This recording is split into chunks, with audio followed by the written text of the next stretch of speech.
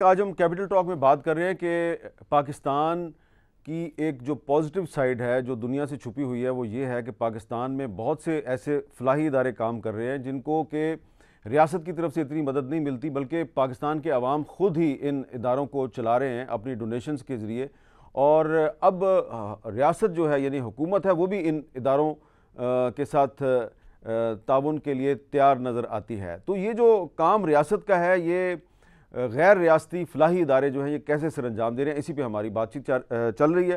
Doctor امجد ثاقب صاحب، آپ یہ بلا سود قرضوں کے علاوہ بھی کچھ تعلیمی پروجیکٹس بھی شروع کر رہے ہیں، ان کی تفصیل بتائیں۔ جی ہماری تعلیمی ایک بہت بڑی ہم یونیورسٹی بنا رہے ہیں۔ ہم کہتے ہیں احمد صاحب کہ اگر قرضہ بغیر سود کے ہے تو تعلیم بغیر فیس کی ہونی چاہیے۔ جس ماں کے پاس زیور ہے وہ زیور بیچ کے بچے کو پڑھا لیتی ہے، جس کے پاس زیور نہیں ہے اس کا بچہ کب پڑھے گا؟ تو ہم نے کہا کہ ایک ایسا نظام بنائیں کہ آج لوگ کہتے ہیں کہ 10 لاکھ روپے جمع کراؤ اور پھر کمرہ جماعت میں جاؤ۔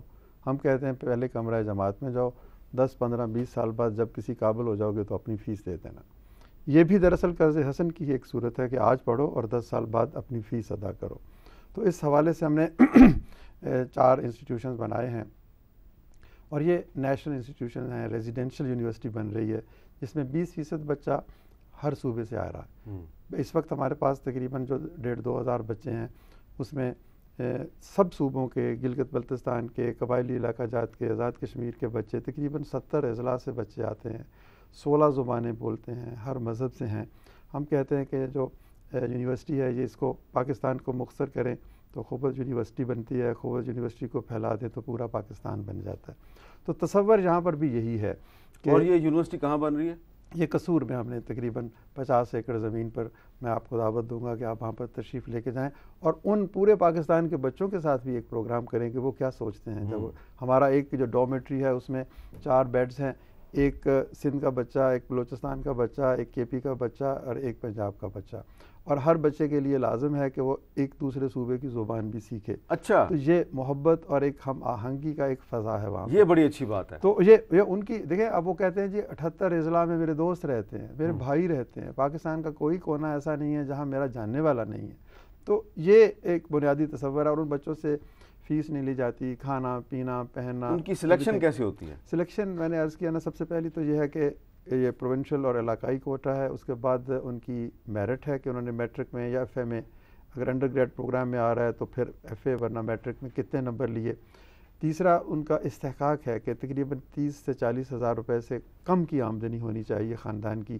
پھر ہم خاندان کا انٹرویو لیتے ہیں، بچے کا اپنا بھی سائیکولوجیکل ٹیسٹ اور اس کا ایگزام ہوتا ہے۔ ہم چاہتے ہیں کہ جو لوگوں کی طرف سے ہمیں عطیات مل رہے ہیں وہ درست جگہ پر استعمال ہوں۔ پھر ہمارا ایک اور پروگرام ہے بڑا مزیدار، بلکہ میں آپ سے کہوں گا کہ آج آپ نے وارڈروب دیکھنی ہے اور اس میں ہمیں کچھ تحفہ دینا ہے۔ ہم کہتے ہیں کہ آپ کے وہ کپڑے جو آپ کو پسند نہیں ہیں، چھوٹے ہو گئے ہیں، رنگ خراب ہو گیا، وہ ہمیں دے دیں۔ ہم آپ کے پرانے کپڑوں کو کسی کے نئے کپڑے بنا دیں گے، کسی ایسے شخص کو دیں گے جس کے پاس وہ بھی نہیں ہے۔ کیا آپ اندازہ کر سکتے ہیں اس پاکستان کی مثبت تصویر آج آپ پیش کر رہے ہیں نا، کہ ہم نے 32 لاکھ جوڑے اس طرح سے اکٹھے کیے، 32 لاکھ جوڑے اور 32 لاکھ خاندانوں کو پیش کیے۔ اور آپ کی خوشبو جو ہے جب تھر میں پہنچتی ہے، جب سیاچین میں پہنچتی ہے، جب ادھر بلوچستان میں پہنچتی ہے، تو ایک مہک سی پیدا ہوتی ہے کہ پورے پاکستان سے مجھے محبت کا تحفہ مل رہا ہے۔ اس کے علاوہ ایک اور ہمارا پروگرام ہے جس میں ہم نے 2000 خواجہ سراؤں کو رجسٹر کیا ہوا ہے۔ اب خواجہ سرا دیکھیں، غربت کیا ہے؟ دولت کا نہ ہونا، ماں باپ کی محبت کا نہ ہونا، تعلیم کا نہ ہونا، گھر کا نہ ہونا، روزگار کا نہ ہونا، شناخت کا نہ ہونا۔ تو جو ان تمام امراض جس کو لاحق ہیں اس کی غربت کتنی ہوگی؟ تو یہ ہیں وہ خواجہ سرا، ان کو ہم ریہیبلیٹیٹ کرتے ہیں، اسٹائپنڈ دیتے ہیں، میڈیسنز دیتے ہیں، ان کی تربیت کرتے ہیں اور ان کو ملازمت بھی دیتے ہیں، اور یہی خواجہ سرا ہمارے اس جو کلوتھز بینک ہے اس میں کام کرتے ہیں۔ اس کے علاوہ ہمارا ایک اور سسٹر آرگنائزیشن ہے جس میں جو پاکستان کا نہیں، ساؤتھ ایشیا کا سب سے بڑا مینٹل ریہیبلیٹیشن کا ادارہ ہے، فاؤنٹن ہاؤس کے نام سے۔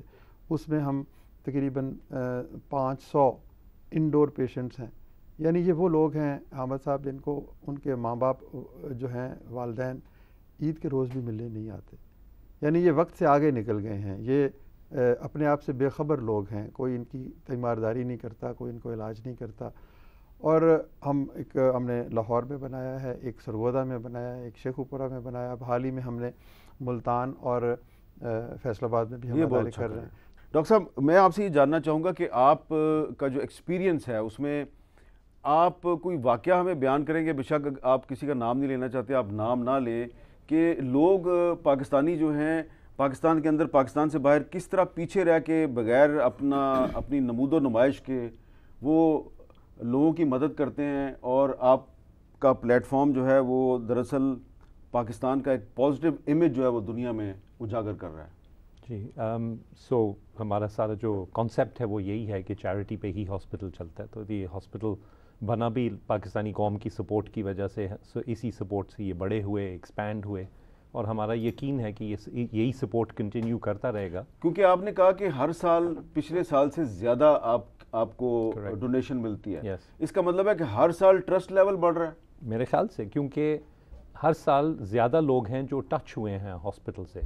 پہلے تو لوگ خان صاحب کے نام پہ میرے خیال سے دیتے تھے، اب بہت سالوں سے خان صاحب تقریباً انوالو نہیں ہیں، ڈے ٹو ڈے رننگ میں تو بالکل بھی نہیں ہے، ایڈورٹائزنگ میں بھی ہماری انوالو نہیں ہے، کیونکہ ہاسپٹل نے اپنی ریپوٹیشن کو کے بیسس پہ کلیکٹ کرنے ہیں فنڈز، اور وہ آئی تھنک وہ کام دن بدن آسان ہوتا جاتا ہے، کیونکہ زیادہ سے زیادہ جب آپ لوگوں کو ٹریٹ کرتے ہیں تو آپ کے جاننے والے، آپ کے رشتہ دار، آپ کے محلے میں کسی نہ کسی کا کانٹیکٹ ہوا ہوتا ہے ہاسپٹل سے، تو لوگوں کو یقین ہے کہ جو ہم کہتے ہیں وہ واقعی صحیح ہے. اور خان صاحب کی پالیٹکس کا اثر نہیں پڑتا ہاسپٹل پہ. خان صاحب نے بھی اور ہاسپٹل نے بھی ہمیشہ یہ بڑا کلیئر ڈیوائڈ رکھا ہے ہاسپٹل میں اور پالیٹکس میں. انفیکٹ ہمارے بہت سارے جو ٹاپ ڈونرز ہیں وہ اپوزنگ پولیٹیکل پارٹیز سپورٹ کرتے ہیں. اسی لیے میں نے آپ کو، مجھے یقین ہے آپ جانتے ہوں گے. میں جانتا ہوں اور میں بڑا حیران ہوتا ہوں، خوش ہوتا ہوں. تو یہ بھی ٹیسٹمنٹ ہے کہ لوگوں کو یقین ہے پہلی تو کہ یہ کام صحیح ہوتا ہے، جہاں وہ ہم کہتے ہیں ان کا پیسہ وہیں لگتا ہے، اور دوسرا کہ ان کو بھی یقین ہے کہ اس ہاسپٹل کا پالیٹکس سے کوئی تعلق نہیں. ابھی تھوڑے دن پہلے ایک خان صاحب کے ایک پولیٹیکل اوپوننٹ ہیں، مخالف ہیں ان کے، اس نے 2 کروڑ روپیہ دیا، بالکل، اور ان نون ڈونر کے طور پہ دیا. میں ابھی ان کا نام نہیں بتاتا. شاہد صاحب یہ بتائیں کہ آپ کرسمس اور دیوالی پہ بھی پاکستان کے جو غیر مسلم ہیں ان کو فیسیلیٹیٹ کرتے ہیں، یہ آپ کی کیا ایکٹیویٹی ہے؟ اس کا ذرا اس کی وجوہات. جس طرح ڈاکٹر امجد ثاقب صاحب نے کہا کہ یہ پاکستان سب کا ہے، جتنا اس میں مسلم کمیونٹی ہے، اور قائد اعظم نے جو ہمیں سارا ویژن دیا تھا تو وہ یہی تھا کہ ساری کمیونٹیز کو، سارے مذاہب کو ساتھ لے کر چلنا ہے. جب آپ سندھ میں جاتے ہیں تو آپ کے علم میں ہے کہ اس میں کچھ ایسے ڈسٹرکٹس ہیں جن میں ہندو پاپولیشن بہت بڑی ہے، تو آپ کو ان کو اکاموڈیٹ کرنا پڑتا ہے، بلکہ ان کی چونکہ تھوڑی سی ان علاقوں کی جو پاورٹی لائن سے بہت زیادہ نیچے ہیں بہت زیادہ لوگ، تو آپ کو ان کو اسکولوں میں، ان کو ہاسٹلز میں، ان کو گفٹس اور ان کے جو مختلف مواقع ہوتے ہیں، اس طرح ہم اپنے عیدوں پر جو ہے وہ ڈسٹریبیوٹ کرتے ہیں. تو اس طرح ان کی بھی یہ عیدیں ہیں، ان کے جو ہے وہ تہوار ہیں، تو ہمیں اس میں شریک ہونا پڑتا ہے، ہمیں اس میں جو ہے ان کو پوری فیسیلیٹیشن اور یہ جو پیار و محبت ہے اس کو بانٹنے کے لیے یہ بہترین مواقع ہوتے ہیں. تھوڑا سا آپ نے ابھی ذکر کیا پاکستانیوں کا، مجھے خیال آیا کہ یہ جو ابھی کووڈ کا سلسلہ گزرا تو پہلا جو ایک ہفتہ تھا تو اس میں امجد صاحب کے بھی علم میں ہم سب مل جل کر ہی کام کرتے ہیں، ملاقاتیں بھی ہوتی ہیں، تو ہم سب پریشان تھے کہ نہ کانٹیکٹ ہے، نہ ملاقات کرنی ہے، تو فنڈ ریزنگ کا کیا ہوگا، کیونکہ لوگوں کی ایک بڑی تعداد ڈے لیبررز اور یہ جو تھے بے روزگار ہو گئے تھے. تو حامد صاحب صرف الخدمت فاؤنڈیشن نے 1 سے 1.5 سال میں 2 ارب روپے کا صرف کووڈ میں جو ہے وہ کام کیا، اور یہ میجورٹی پاکستانی یا پاکستانی ڈائسپورا نے یعنی اس میں کنٹریبیوٹ کیا. تو ایک یہ ہے جس طرح سے ان کا بجٹ الحمدللہ بڑھ رہا ہے، ان کا بڑھ رہا ہے، تقریباً جو آرگنائز چیریٹی ہے ملک میں یہ بھی بڑھ رہی ہے، لوگوں کا اعتماد بھی جو ہے یہ روز بروز جو ہے وہ بڑھ رہا ہے. اور ایسے کئی واقعات ہیں. آپ نے کہا کہ یعنی ہم تو کبھی کبھی یہ بات کہتے ہوئے ڈر بھی لگتا ہے، لیکن اگر آپ کسی کے پاس جاتے ہیں اور توقع لے کے جاتے ہیں کہ وہ آپ کو 5 لاکھ دے گا تو کبھی کبھی وہ آپ کو 50 لاکھ دے کر جاتا ہے.